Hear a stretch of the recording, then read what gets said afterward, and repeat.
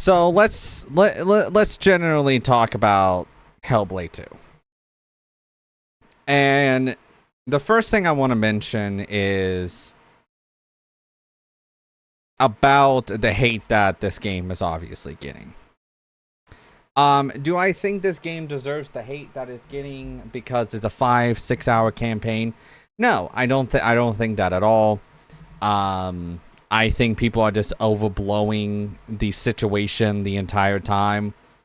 In all honesty, and to me, I feel like people just didn't play the first one on kind of how the storytelling is, because the storytelling in Hellblade, even Hellblade 1 to Hellblade 2, is very like symbolism on certain things, on like the dark and the light, and people can be bad or good depending on how it is, the person is, so on and so forth, right? But yeah, I don't think it's that bad. But now moving on to my actual final thoughts of Hellblade 2. So my final thoughts are this. Do I think this is a good game? Yeah, I think it's a good game. Do I think they priced it right at $50? Probably not. I do think that $50 is still kind of overcharging it. But not to an extreme amount. Like, here's the reality that people need to sit with, is that one, this game is on Game Pass, so you can pay like $10-16 a month and play it. It's a 5 to 6 hour campaign, and if you want to like drop the $50, they're not asking you for $70.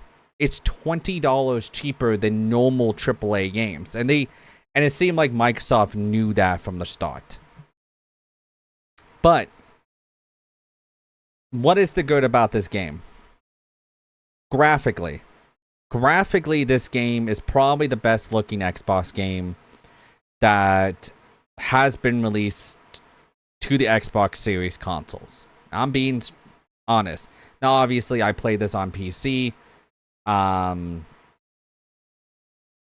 don't mind me dealing with graphical settings, whatever. But, graphically, this game is one of the best looking games. I personally don't mind the story of the game. I feel like a lot of people, it's going to go right over their heads on a lot of stuff. There's a lot of symbolic meaning to the game. There's a lot of things really driving you forward in the game. I think the facial animations are probably, specifically on Senua, probably the best you'll ever see in video games currently. Just the motion capture is ridiculous. I personally didn't mind the combat. Now, obviously, if I'm comparing it to the first one, I do like the first one a little bit more because of the boss battles, obviously, in the game.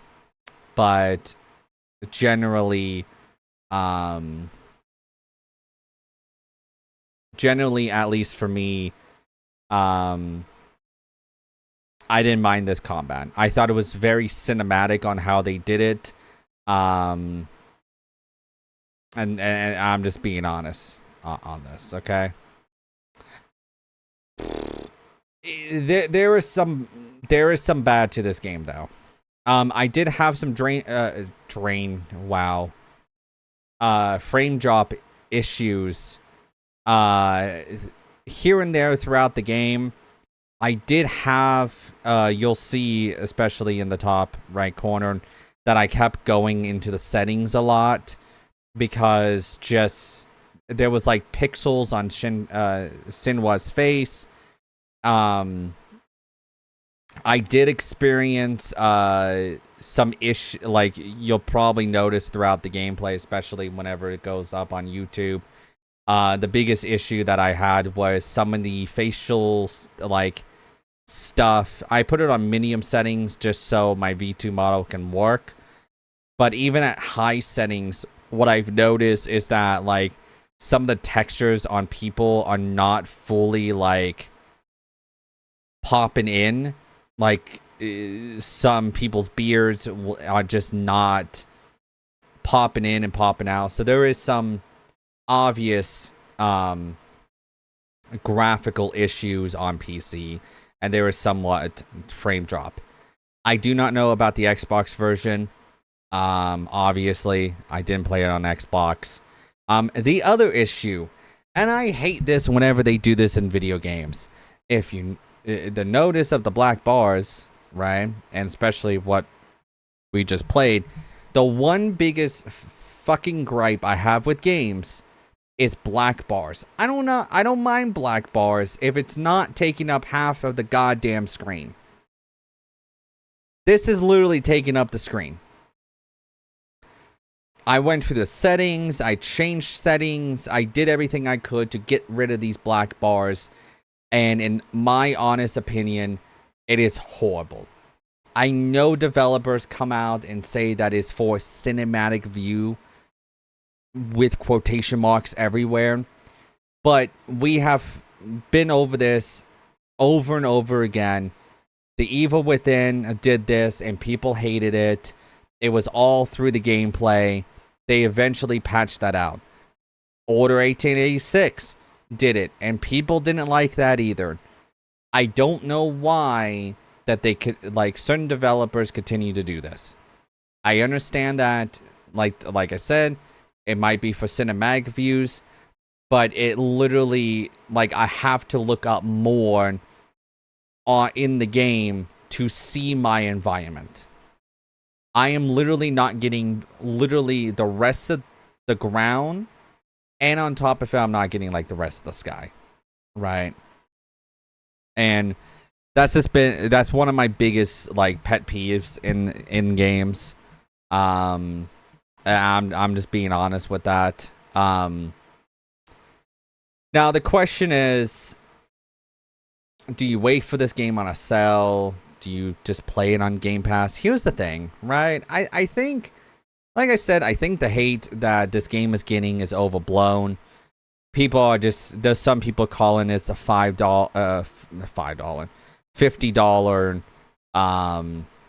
tech demo. Some people are like downright being awful, saying, you know, downplaying this game. In all honesty, I don't hate this game. Here's the reality that I want, and this is what I'm saying. This game is on Game Pass. If you own Game Pass on Xbox, or you own Game Pass on PC, and it's like $10 to $16 a month. If you just want to play this one game, it's 5 to 6 hours long. Go ahead and play it. It's not that bad at a game. Now, if you're going to spend $50 on the game, obviously that does help the development team to kind of be like, hey, you know, people want more of this, you know, this game. And that's obvious that that definitely shows interest in that type of game. But do I think $50 is outrageous for a 6-hour game? To me, it's a flip of a coin, because some games have came out in the past that are like 7 and 8 hours, and I'm completely fine with those. Like the original Uncharted trilogy was about 6 to 8 hours long. Like they're not, and those was $60 whenever they came out, right? So, in all fairness, they're not asking for 70, but they could have. Mike, I want people to, if anyone like watching or watches this on YouTube later, Microsoft could totally charge $75 for it. 75 would be tax, right? So $70 for this game. They could have done that. Absolutely, they could have done that. But they didn't. They asked for $50. And that's all. So my final to kind of put the cherry on top of this whole final thoughts on Hellblade 2. I think the game is graphically is great. I think the combat was okay. Oh yeah, one of the things I will say that was not great about the game was the side characters. They kind of constantly have to and this is the biggest issue with this game, is that they literally had to say the characters, like side characters' names, constantly to drive in your mind that, hey, these are these people. But they're not in this. Some of them are not even in this game long enough. You're mostly with Senua the entire time, so you kind of just forget their names, and that's just the disbenefit of having side characters in a game that is about 6 hours long. You're not able to flesh out those characters to the full potential that they could be. Obviously, one character was like from the beginning of the game, a couple of them from the beginning of the game to the end, and those are fine, but they never flushed them out like completely. So that's another kind of negative of it. I think the story is okay. The puzzles, like, I thought the puzzles were okay. They're not mind-blowing hard, right? Like, it's like if you were playing a puzzle game and you turn the puzzles to very easy, right? You might have to, like, think for a couple of seconds, be like, oh, okay, I need to do this, and that's it. There was not that many puzzles compared to the first game. But yeah, I think that this game is a masterpiece? I don't think so. I don't think it's a bad game either. I don't think it's a masterpiece. I don't think it's a bad game. I personally think it kind of sits in the middle. I know some people have given this game really like middle scores and stuff like that. But overall, I enjoyed the game. And if they make a third game of this, I'm down. I'm down for a third game. Make this a trilogy and kind of end this trilogy off, right? I think that would be perfect for this style of game to kind of redeem itself a lot, and to kind of do that. But I remember playing the first one earlier this year, and the storytelling was very symbolic, so you kind of really had to understand what's really going on around you. So but this game is super linear. I will say the first one was a lot more open than this one. But yeah, I keep saying I didn't hate the game. I didn't love the game. I don't think it's a masterpiece. I just personally think that I had a good time with it. It was short, it was sweet, and I didn't mind it. But yeah, if you have Game Pass, go play it. Like, obviously, go play it. If you want to support the developers, go spend the $50. They probably will love that too, right? Kind of show that, hey, you know, you love this style of game. You love how short, sweet it is. And that definitely shows the interest to Microsoft and to Ninja Theory that, hey, you know, you definitely want this style of game. Especially with the stuff going on with Microsoft, that I'll probably make a separate video about that later. But yeah, that's my final thoughts. If you're watching this on YouTube later as a VOD, thank you for watching, and I will catch you all in the next final thought videos.